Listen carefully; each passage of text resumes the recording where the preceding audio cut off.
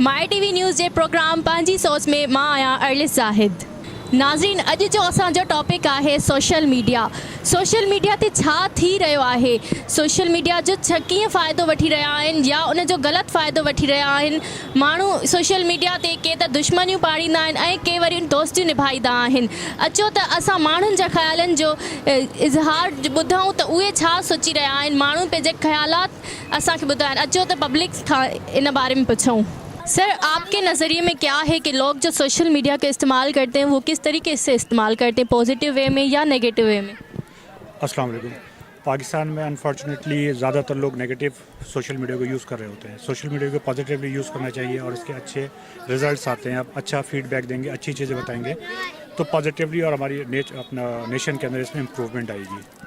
Sir, social media का जो इस्तेमाल हो रहा है वो उस सिलसिले में आप क्या कहेंगे? उन सिलसिले में ये कहना है कि जिस तरह का इस्तेमाल करोगे वैसे ही चीज़ आएगी। नेगेटिव इस्तेमाल करोगे तो नेगेटिव आएगी। मतलब मेरा कहने का मतलब है कि कुछ लोग पॉजिटिव इस्तेमाल करते हैं और कुछ लोग नेगेटिव। आप क्या कहना चाहेंगे कि इसको कैसे इस्तेमाल करना चाहिए? हर किसी का अपना माइंड सेट है, हर कोई अपने तरीके से बनाता है। सर, तव्हां छा सोचे रहिया आहियो त सोशल मीडिया खे माण्हू सही इस्तेमाल करे रहिया आहिनि या उन जो ग़लति फ़ाइदो वठी रहिया आहिनि? सभ खां पहिरीं त ॿुधाईंदो हलां त सोशल मीडिया जो जेको हिन वक़्तु यूज़ थी रहियो आहे, काफ़ी सारनि माण्हुनि जी ॿांह बि आहे, काफ़ी सारनि माण्हुनि जो हिकिड़ो सरमायो बि आहे। काफ़ी सारा जेके असांजा सोशल मीडिया ते मुख़्तलिफ़ असांजा इदारा आहिनि, जेके न्यूज़ चैनलनि ते जीअं सरकारी टीवी आहे, PTV आहे या अदरवाइज़ मुख़्तलिफ़ चैनल्स आहिनि जेके मीडिया जा, उहे ऑन द स्पॉट उहे शयूं, उहे ज़ुल्म, उहो जबर, उहो सॼी ॾाढाई वॾेरे जी हुजे, चाहे कंहिं MP जी हुजे, कंहिं MNA जी हुजे, कंहिं मिनिस्टर जी हुजे, उहा शइ उते ज़ाहिर तौर पे नज़र नथी अचे। पर सोशल मीडिया छा आहे, उहो हर हिकु माण्हू पाण हिकु मीडिया सेल रखे थो ऐं जेकॾहिं को पॉज़िटिव पहलू तरीक़े सां उहा शइ पंहिंजी अवेयरनेस ॾियणु चाहे थो त उन जे लाइ सोशल मीडिया जो प्लेटफॉर्म हिन वक़्तु ईअं आहे त हर मीडिया, हर हिकु माण्हू जे घर में ईअं सम्झो त पंहिंजो हिकिड़ो चैनल आहे। उहो पंहिंजी आवाज़, जेकॾहिं मुख़्तलिफ़ चैनल्स उन जी आवाज़ नथा उभारे सघनि तो वो पंहिंजी आवाज़ पूरी दुनिया ताईं पहुचाए सघे थो। सिर्फ़ु सिंध ताईं या मुख़्तलिफ़ या चंद चैनलनि जे महदूद हुजण जे करे न, पर सोशल मीडिया प्लेटफॉर्म जेकॾहिं पाकिस्तान या सिंध हुकूमत ओवरऑल जेके ॿिया डिपार्टमेंट्स आहिनि, काफ़ी सारिनि जॻहियुनि ते पाबंदियूं बि अची वञनि थियूं।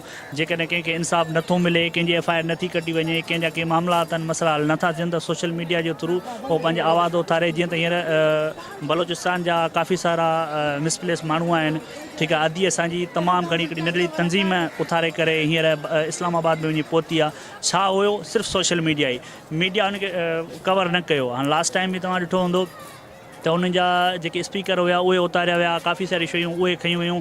हाणे आम मीडिया त कोन्ह थी ॾिसे न, आम इदारा हर शइ वाबस्तगी रखनि पिया, उते ॾिसनि पिया। लेकिन इहो आहे जो लास्ट टाइम मां राति में बि उन जा काफ़ी सारी शयूं ॾिठियूं, जंहिंमें माना ईअं पियो अफ़सोस पियो थिए त असांजा ओवरऑल छा चैनल न आहिनि, छा मीडिया जेके ऑन द स्पॉट असां TV चैनल्स जेके बि आहिनि, चाहे केबल वारा हुजनि या ओवरऑल हर कंहिंजे घरनि में यूज़ थियनि पिया, उन्हनि ते छा हुआ डेली टेलीकास्ट या जेको ज़ुल्म जबर हले पियो पूरी सिंध में, पूरे पाकिस्तान में, छा उहो सभु कुझु ॾेखारियो वञे थो?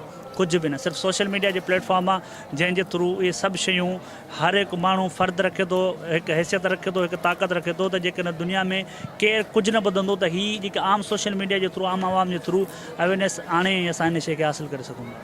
सर, सोशल मीडिया का जो इस्तेमाल है वो लोग किस तरह से इस्तेमाल कर रहे हैं? कुछ लोग पॉजिटिव इस्तेमाल करते हैं या नेगेटिव इस्तेमाल करते हैं। आप क्या कहना चाहेंगे माई टीवी न्यूज़ को?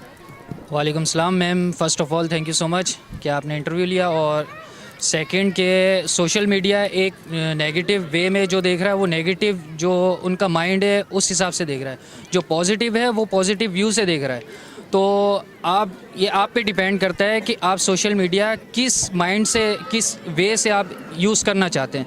तो इसके अंदर आप सोशल मीडिया जो है वो गलत वे में भी लेकर जा सकते हैं और पॉजिटिव वे पर भी लेकर जा सकता है। तो यही मेरा कहना है कि social media is the best thing of knowledge, और आपका माइंड जो है वो इंक्रीज़ होता है नॉलेज के हिसाब से। और तो बहुत कुछ है सोशल मीडिया के हिसाब से, जितना बोलें कम है। उसके अंदर दीन दुनियावी की तालीम भी आती है और उसके अलावा गलत चीज़ें भी आती हैं। तो आपके माइंड पे डिपेंड करता है कि आप किस हिसाब से उसको देखते हैं।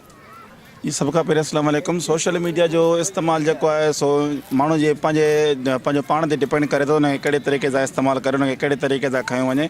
सोशल मीडिया हिकु उहो प्लेटफॉर्म आहे जेको माण्हू इंसान कंहिं न्यूज़ इदारनि ते पंहिंजी हिकिड़ो दांहुं नथो पहुचाए सघे त उहो पंहिंजो फेसबुक पेज ज़रिए या फेसबुक ID ज़रिए पंहिंजो पाण जो जेको बि उन ते ज़ुल्म थिए थो या जेको उन सां को बि मसइलो पेश अचे थो पंहिंजो पाण खे उहो पब्लिक ताईं पहुचाए थो। बाक़ी घणा माण्हू पोइ उनखे ग़लति तरीक़े सां इस्तेमालु कनि था के मतिलबु कंहिंखे कंहिंजी दिलि आज़ारे सघनि था। को वॾो अगरि कोई अदाकार आहे या सुपरस्टार आहे त उन खां का बाय मिस्टेक को वीडियो या का तस्वीर अहिड़ी का लॻी थी वञे त उनजो घणा माण्हू वरी उनजो ग़लति कमेंट बैड कमेंट्स करे उनजी दिलि आज़ारे सघनि था। त उहो पंहिंजो पाण ते त केरु उनखे सही तरीक़े सां इस्तेमालु करे केरु उनखे ग़लति तरीक़े सां इस्तेमालु करे उहो पंहिंजो पाण ते डिपेंड करे थो।